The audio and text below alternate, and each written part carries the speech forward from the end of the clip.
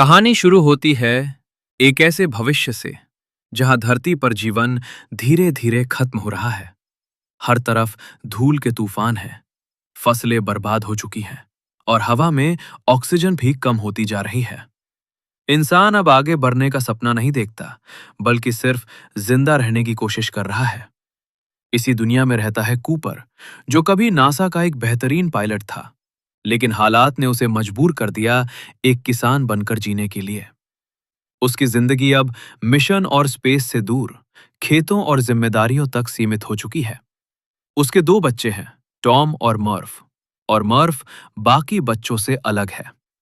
वो बहुत समझदार है, चीजों को गहराई से सोचती है और उसे लगता है कि उसके कमरे में कुछ अजीब हो रहा है। कभी किताबें अपने आप गिरती है, कभी धूल एक अजीब सा पैटर्न बना देती है। शुरुआत में ये सब एक वहम लगता है, लेकिन धीरे धीरे ये साफ हो जाता है कि ये कोई सामान्य घटना नहीं है। एक दिन वही धूल एक साफ कोऑर्डिनेट बना देती है और यही कोऑर्डिनेट कूपर और मर्फ को एक नई सच्चाई तक ले जाता है। वे उस जगह पहुंचते हैं और वहां उन्हें मिलता है एक सीक्रेट नासा बेस। यहां उन्हें पता चलता है कि धरती अब ज्यादा समय तक इंसानों को जिंदा नहीं रख पाएगी। नासा एक आखिरी उम्मीद पर काम कर रहा है। सैटर्न के पास एक वर्म होल मिला है जो दूसरी गैलेक्सी तक जाने का रास्ता है। उसके पार कुछ ऐसे ग्रह हैं जहां इंसान नई जिंदगी शुरू कर सकता है, लेकिन वहां तक पहुंचने के लिए किसी को सब कुछ छोड़कर जाना होगा। और इस मिशन के लिए चुना जाता है कूपर को। यह सिर्फ एक स्पेस मिशन नहीं है, ये पूरी इंसानियत की आखिरी उम्मीद है। लेकिन सबसे कठिन फैसला मिशन नहीं, बल्कि अपने परिवार को छोड़ना होता है।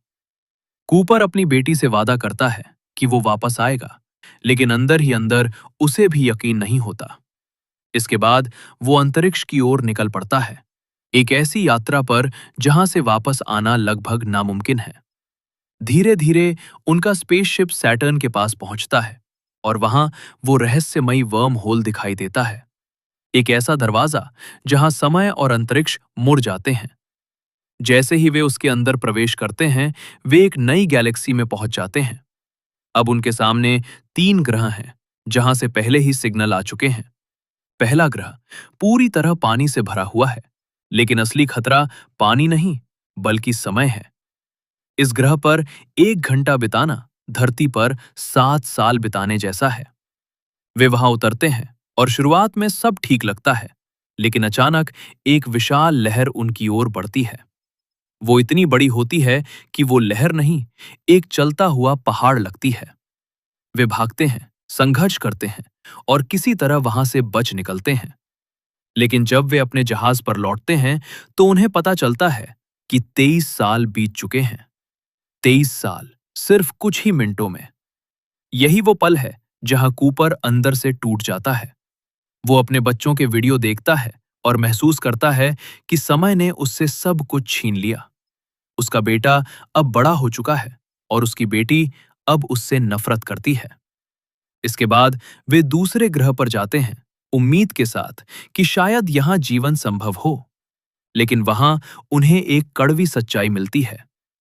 जिस एस्ट्रोनॉट ने सिग्नल भेजा था, उसने झूठ बोला था। वो ग्रह रहने लायक नहीं था और उसने सिर्फ खुद को बचाने के लिए गलत डेटा भेजा। ये धोखा मिशन को लगभग खत्म कर देता है। अब उनके पास सिर्फ एक आखिरी मौका बचता है, लेकिन ईंधन बहुत कम है। यहीं पर कूपर एक बड़ा फैसला लेता है।